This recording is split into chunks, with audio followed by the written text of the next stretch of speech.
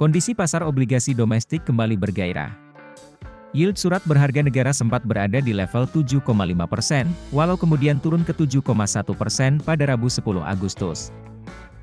Tak hanya itu, investor asing juga mulai melakukan aksi beli di pasar surat berharga negara. Hal ini tercermin dari naiknya kepemilikan investor asing di surat berharga negara. Berdasarkan data Direktorat Jenderal Pengelolaan Pembiayaan dan Risiko, per 8 Agustus, jumlah kepemilikan asing di surat berharga negara mencapai Rp761,96 triliun.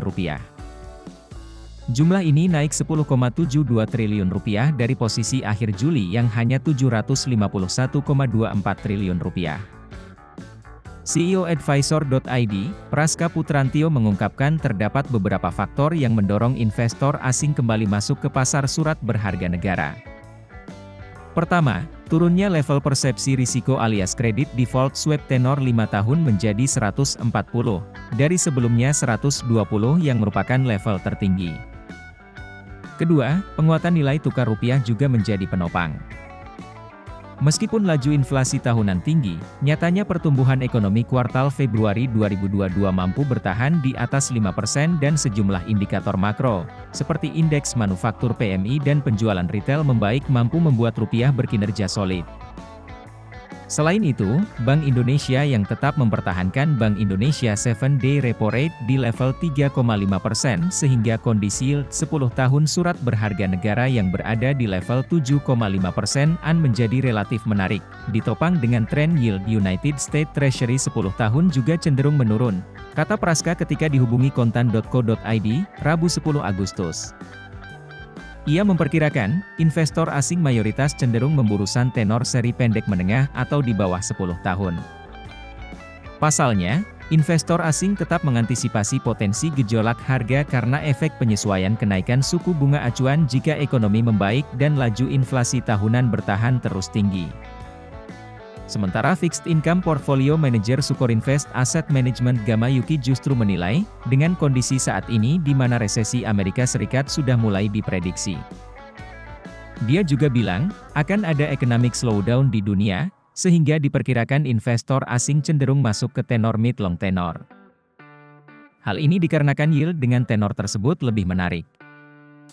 Lebih lanjut, ia melihat masuknya investor asing ke pasar obligasi Indonesia menandakan bahwa pasar obligasi di tanah air masih sangat menarik. Hal ini bisa dilihat dari menariknya real yield Indonesia jika dibandingkan dengan negara lain yang memiliki rating sama. Selain itu, nilai tukar rupiah yang masih cukup stabil juga mendorong investor asing mulai kembali masuk ke pasar keuangan dalam negeri. Dengan rupiah yang cukup stabil, risiko berinvestasi di Indonesia menjadi lebih terjaga bagi investor asing. Terlebih, rupiah juga didukung dengan fundamental yang kuat, sehingga semakin menambah kepercayaan investor asing kembali masuk ke pasar obligasi Indonesia, imbuhnya. Senada, Praska menilai masuknya dana asing ke pasar surat berharga negara domestik turut membuat risk appetite investor domestik di pasar surat berharga negara ikut meningkat. Sebab, ekspektasi mulai masuknya dana investor asing menjadi gambaran membaiknya persepsi risiko oleh investor asing di pasar surat berharga negara domestik, sekaligus kepercayaan investor asing terhadap prospek pasar surat berharga negara di Indonesia. Hanya saja, menurutnya tren aliran dana asing ini berpotensi berlangsung jangka pendek saja.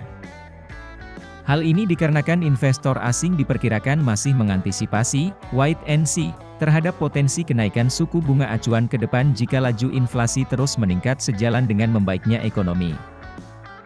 Selain itu, investor asing juga diperkirakan masih lebih mempertimbangkan san tenor pendek menengah karena antisipasi terhadap potensi fluktuasi surat berharga negara di tenor panjang, ungkap Praska.